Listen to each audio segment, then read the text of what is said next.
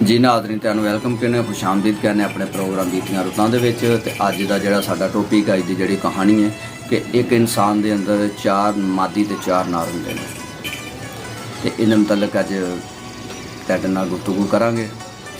ते बादशाह हुंदा ते बादशाह कहंदा आपदे वज़ीर नूं कि बादशाह एक इंसान दे विच 4 मादी ते 4 नार ने। वो इंसान दे किहड़े हिस्से यानी कि कित्थे ने ते उन्हां दा जगह की ते उन्हां दा ठिकाना की है। तो मैनू कल या परसों तक इनका जवाब चाहिए।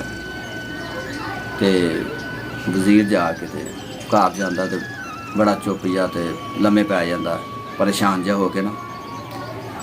तो उनकी बेटी होंगी एक, उनकी बेटी उन्होंने पानी पुनी पियाती है तो पुछदी भी अब्बा जी की गल है, खैर तो है बड़े चुप चुप तो परेशान जाइए। उनका पुत्र तेन मैं की दसा, गल ही यहो जी। उन्हें दसो तो सही। कहता भी बादशाह ने सवाल कर दिता है तो मैं वो सुन के तो परेशान हाँ भी इनका की जवाब देव मैं। उन्हें जी मैनू दसो की जवाब है सवाल है।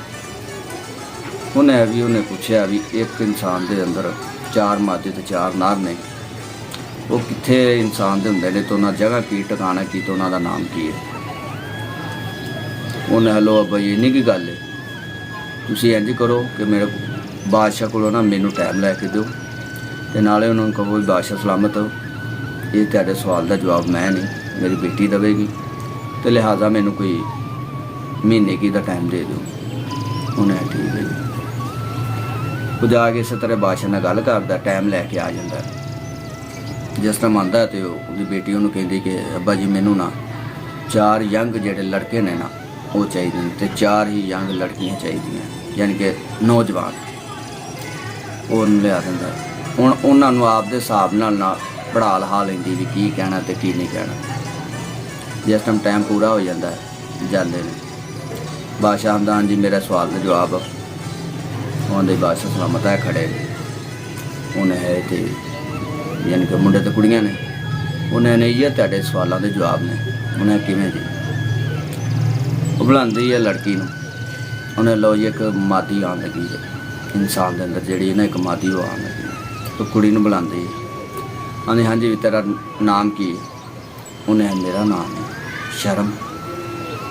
तो उन्हें तेरा ठिकाना की है। उन्हें मेरा ठिकाना है अखां च कि मैं अखां च रहनी हाँ। उन्हें ठीक हो गया सैड पर। फिर बुलांदी लड़के नूं आंदी हाँ जी तेरा नाम की है। उन्हें जी मेरा नाम है इश्क। उन्हें इश्क। उन्हें तेरा ठिकाना की है। उन्हें मेरा ठिकाना भी जड़ा ना अखां ने। उन्हें तेरा दिमाग ठीक है भी अखां दे विच ते शर्म रहिंदी है। उन्हें है जिस अखां च जो इश्क वड़ जाता है ना वो तो शर्म का कोई काम नहीं रहिंदा कि वो तो जी शर्म में भज भुज जाती। जो इश्क चढ़ जाता ना बंदे नूं उदों उत्थे कोई काम नहीं रह जाता शर्म का। उन्हें ठीक है जी। फिर बुलांदी एक लड़की नूं। उन्हें हाँ जी ये नाम तेरा। उन्हें मेरा नाम है ताकत। उन्हें अच्छा। उन्हें तेरा ठिकाना की है। उन्हें मेरा ठिकाना है लक कि मैं इंसान के लक च रहनी।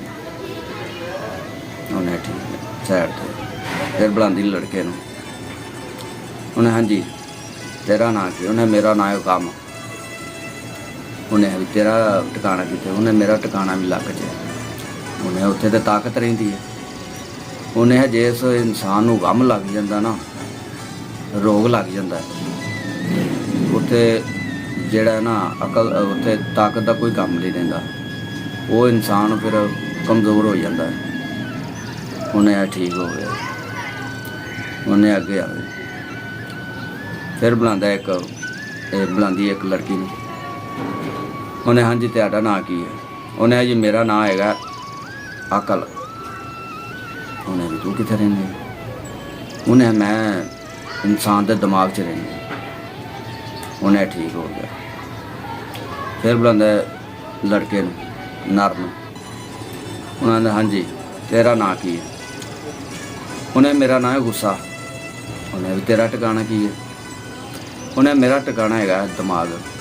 उन्हें दिमाग जिते अकल रहिंदी है। उन्हें जिस इंसान नूं गुस्सा चढ़ जाता ना उत्थे अकल का कोई काम नहीं रहिंदा। उत्थे फिर अकल भज भुज जाती है। इंसान जो गुस्से च हुंदा ना तो उन्होंने को नहीं सोचता भी मैं की करन दिया की नहीं। ਉਹਨੇ ਜਦੋਂ ਇਨਸਾਨ ਨੂੰ ਗੁੱਸਾ ਆ ਜਾਂਦਾ ਨਾ ਤੇ ਇਨਸਾਨ ਦੀ ਅਕਲ ਜਿਹੜੀ ਨਾ ਕੰਮ ਕਰਨਾ ਛੱਡ ਦਿੰਦੀ। ਉਹਨੇ ਠੀਕ ਹੈ।